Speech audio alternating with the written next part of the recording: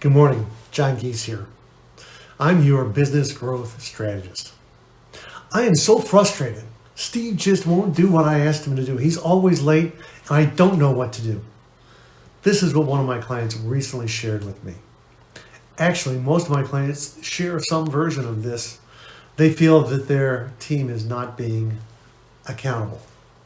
Well, what is accountable?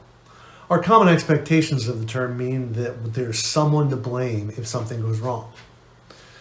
I'd like to suggest it's as simple as keeping our words to ourselves, to our colleagues, and to our roles. It's really about making and keeping commitments. What I've learned is that there are 5 things that must be in place for accountability or ownership to be present. The first is clarity. Clarity of expectations. Is everyone clear on what's expected and when? You'd be surprised at how often we are not clear. Ivan used to always promise his result by the close of business on Friday. That sounds pretty specific, doesn't it? Let's dig deeper. Is that East Coast or West Coast time? Is it 5 p.m. or when Ivan stops working? For me, close of business is 5 p.m. Mountain Standard Time. For Ivan, it was midnight Pacific Standard Time because that's how he worked. See the problem? Next, does the employee have the capabilities to achieve the goal? Many think they do, but often they feel they don't. And that's one of the biggest demotivators, feeling like you can't do the job. Ask yourself and your team, have they ever performed a task like this before? How do they plan to approach the task?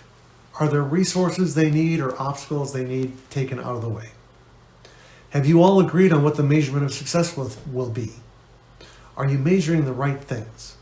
I can remember a sales team where the only measurement was, did the sales rep close $2.5 million a year per year?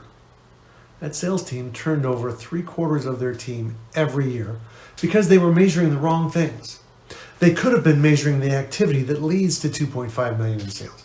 Number of calls, number of presentations, number of proposals, etc. You can't really control your results. You can only control the activity you put into the pursuit of your results. That's number 3.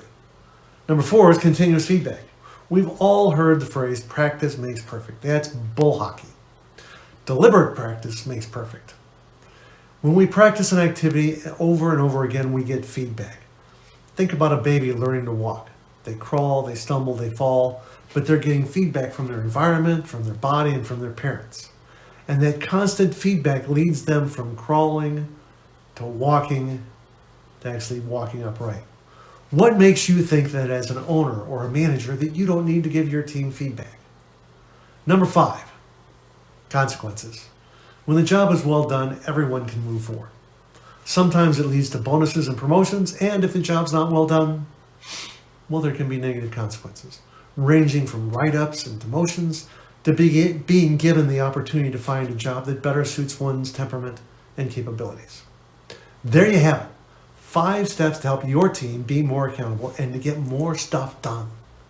If you'd like to learn more about how you can build, grow, and scale your business, check out the resources at www.ris-squared.com. I'm John Geese, your business growth strategist.